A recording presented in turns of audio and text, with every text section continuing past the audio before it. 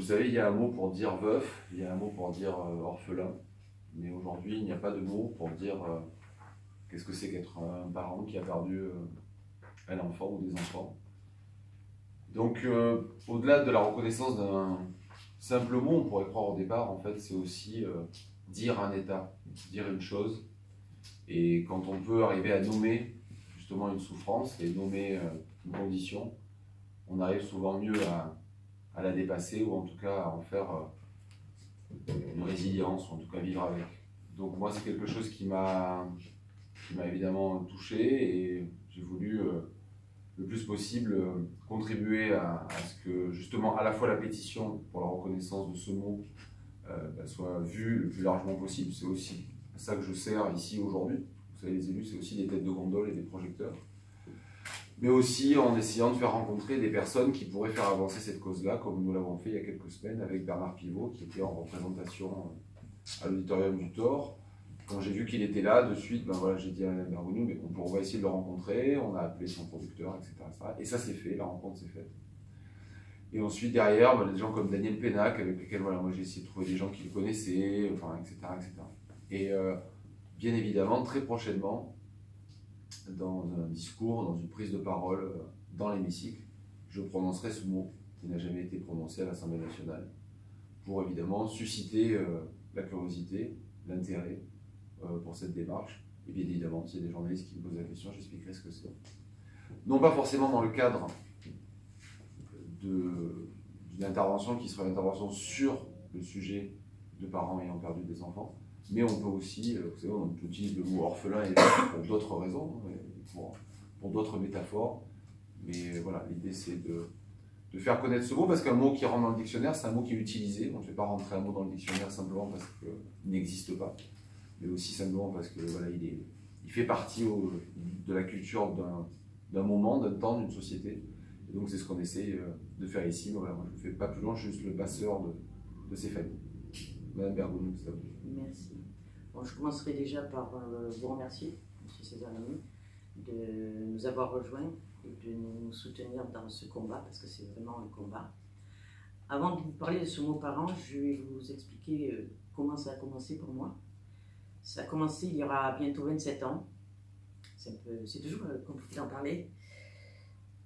Il y a 27 ans, j'ai perdu un bébé. C'est moi et demi que je n'ai jamais vu, que je n'ai jamais pris dans mes bras. Et c'est une plaie qui est restée ouverte et ouverte pendant des années. Tellement ouverte que j'en ai oublié la date, que j'en ai oublié le jour. Avec les réseaux sociaux, j'ai réussi à surmonter cela, puisque j'ai créé un groupe de parents, je vous expliquerai le mois après, de soutien à ces parents qui ont perdu un enfant et qui ne peuvent pas en parler parce que c'est un tabou. Aujourd'hui, c'est un tabou, on ne parle pas de la mort, et encore moins de la mort des enfants, et encore moins de la mort d'enfants qui ne sont pas nés, des enfants non nés. Donc ce groupe aujourd'hui, il est composé de 514 parents qui viennent là et qui viennent tous les jours. Malheureusement, ça peut arriver à n'importe qui. Et avec ce groupe, j'ai réussi à demander mon dossier médical et j'ai réussi à surmonter cela. J'ai réussi à faire vivre ce bébé que je n'avais jamais vu. J'ai réussi aussi à lui donner un prénom pour qu'elle continue à vivre. C'était une fille, elle s'appelait Siana.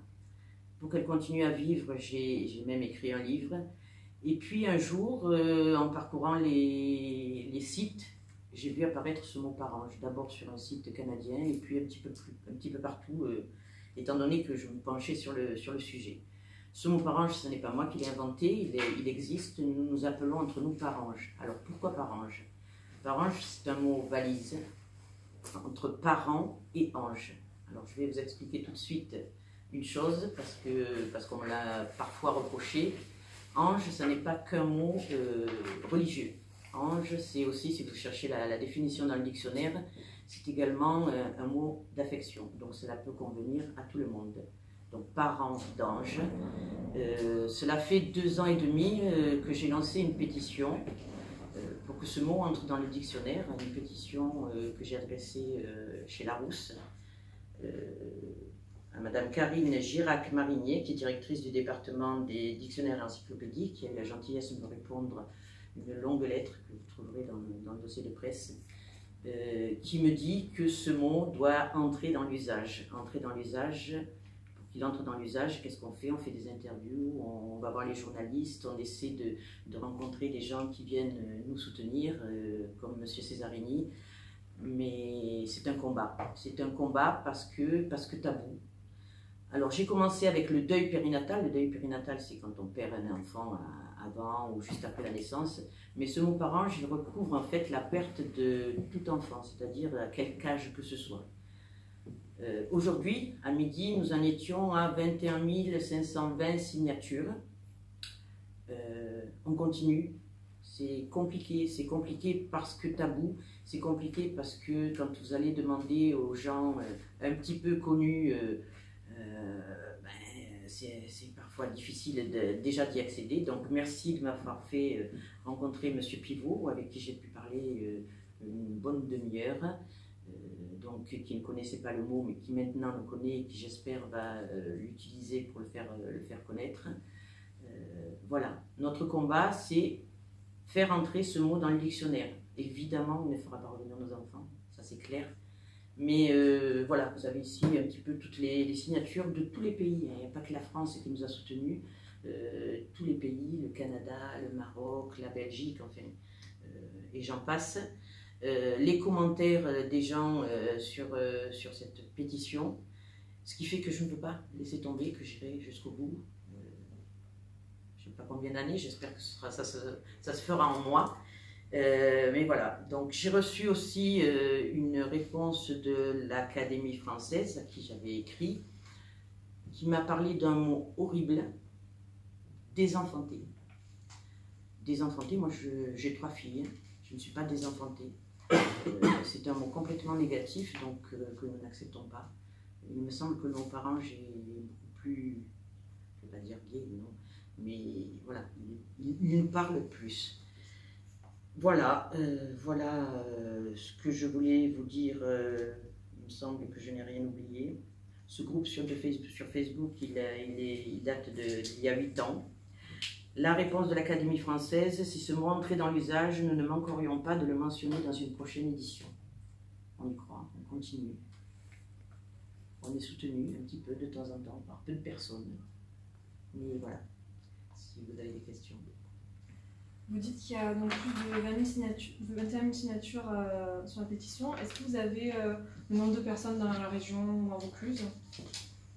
Je pourrais faire une recherche parce que je peux avoir l'origine des signatures.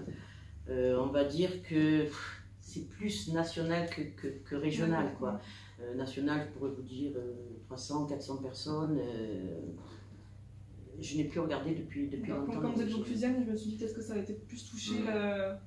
Je pensais que ça avait été l'inverse, en fait, qu'il y ait plus de gens de Vaucluse. Pas automatiquement. Non, parce que c'est quelque chose qui est parti justement au niveau national, au niveau du groupe sur Facebook que j'avais de Parange, où il y a non seulement des gens de France, mais également des gens de l'étranger qui viennent. Donc ça a été... on a eu énormément de signatures du Canada, énormément de signatures de Belgique.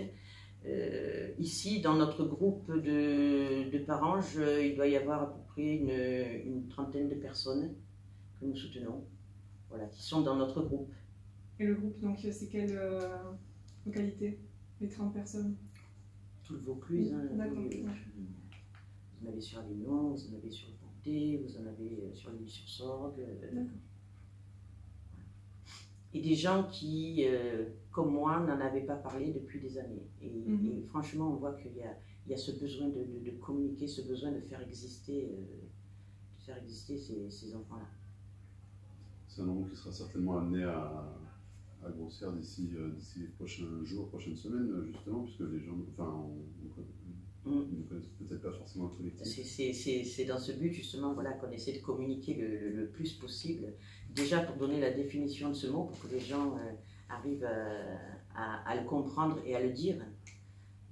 C'est pour ça qu'également on utilise tous les réseaux de communication possibles.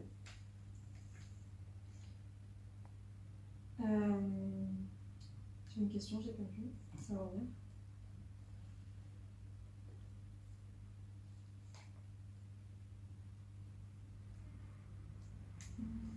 Oui, du coup, qu'est-ce qu'ils vous disent exactement l'Académie française et Larousse? Qu'est-ce qui les bloque encore? C'est le manque de communication, ça fait que les gens ne sont pas assez au courant que ce mot pouvait exister? Voilà, mais comment savoir à quel moment ce mot est passé dans l'usage? Est-ce qu'il y a un chiffre? Est-ce qu'il nous faut 100 000 signatures et